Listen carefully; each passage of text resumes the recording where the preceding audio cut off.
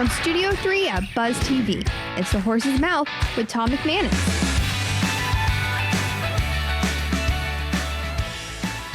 All right, welcome into another edition of The Horse's Mouth here at Tommy Mac's, of course, at my bar where everyone gets a chance to sit here and tell their story, brought to our good friends at the Heritage Capital Group and Client Focus Media. We got a trio of the CFM guys here, but we're going to talk a little industrial, a little fabrication, a little manufacturing, and let's welcome in the panel. Thomas Jennings is here from J2B Industrial. How are you, Thomas? Yeah, good. Nice name. Strong. You know, I've always heard Thomas was a strong name. It is. It is. You're right.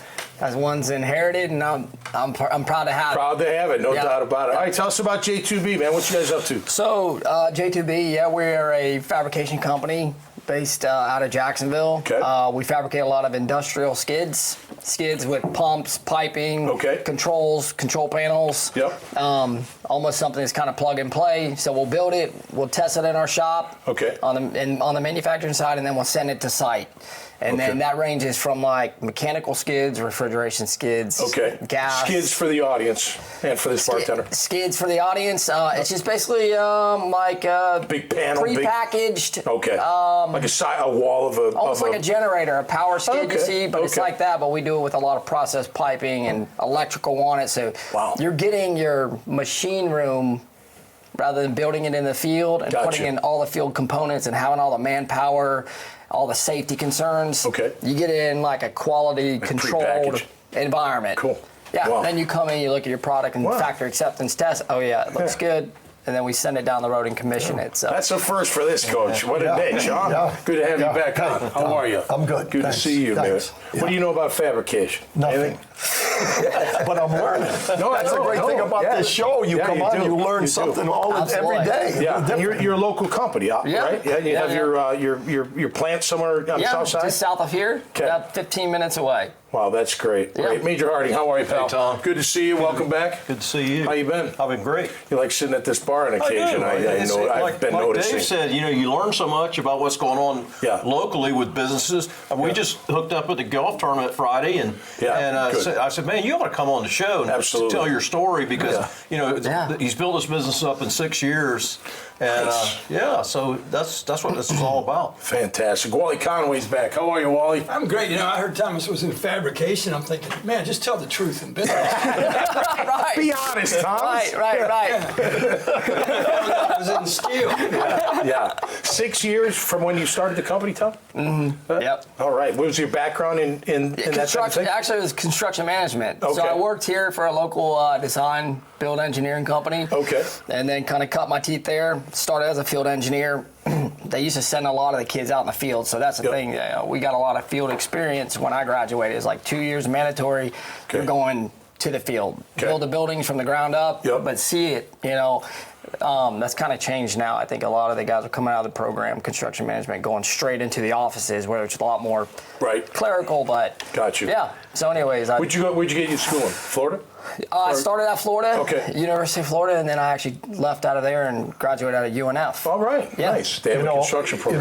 They have a really good, I didn't know that. That's fantastic. Yeah, construction program. Thomas, I don't know anything about fabrication, but I do know something about entrepreneurs, and I have a great respect for them because it's a very difficult thing to do, and I hope everything goes well for you. Thank you. How many employees do you have, Thomas? Right now, 12. 12? Yeah. Wow. Yeah. How many out there selling for you, other than you being on this? You're the face, obviously, of the whole show.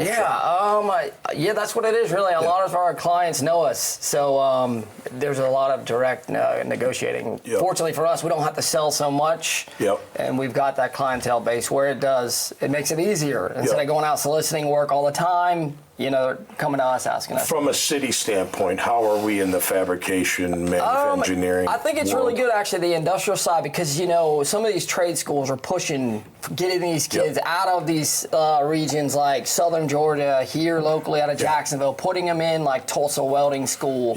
Hey, listen, you don't need to go and get a 4-year college degree. Definitely. You're going to indebt yourself for the next 10 years. You could make $60,000 coming out right now. Totally true. 18, 19, 20-year-old kid making 60 and then moving up, and in 2-3 years he's making $100,000. Those trade schools are phenomenal. People need. You don't have to go to a 4-year college today to have a successful life. And like Coach was talking about, the entrepreneurs. Whether you're a kid that's an entrepreneur coming out and you want to go through the curriculum through college, or you want to go through trade school and be an entrepreneur, that the limit is up to you. How far you want to push it and how fast. Because guys that come and work for me, we'll ramp up. We'll have a 26 men, and then we'll ramp back down. Okay. Right? So if you see somebody like that, he's coming out, and in a year, this kid's potential. I mean, he's going to get raises. And so how can people find you that are watching this show and saying, you know what, maybe I'd like to, get a shot at that? They got to have the background, of course, maybe. I mean, certainly, go on our website, j2bindustrial.com, and then there's another tab. You go in there and it says connect at J2B Industrial. We love innovative people. Helping, some of, especially locally around here, helping them grow. Develop into a new trade. Innovative, but not fabricated. That's correct. How about automation? You guys, is that gotten into your? We just actually got some new machines. Okay. So we're starting to push into more automated on the structural steel side. Wow. Yeah. Cool. So it was primitive, a lot of hard work, banging and fitting and welding and stuff, building our packages. But now, as we're growing, we're getting more automated, more of the manufacturing is coming into play. Cool. That's great, man. Congratulations. Thanks, man. That's why you love this show. Absolutely. Someone new always pops up, and what a great niche that you got going on. Appreciate that, Right here in our hometown. How about that? Thanks, fellas. Appreciate that. All right, make sure you check out Thomas and these fine gentlemen's profiles right there at the dailynewsnetwork.com website. You'll see this conversation and many, many others. So until next time, y'all stay safe out there and be cool. And we'll see you right here on The Horse's Mouth. Cheers. The team at Heritage Capital Group is special because it's a collection of people across the spectrum. We have people who have been in the shoes of owners that are looking to buy and sell, and professionals that have executed transactions helping buy and sell companies for decades. I think when you talk to us, see what our experience is, see what our skills are, see the reach that we have, you'll be very happy with the recommendation.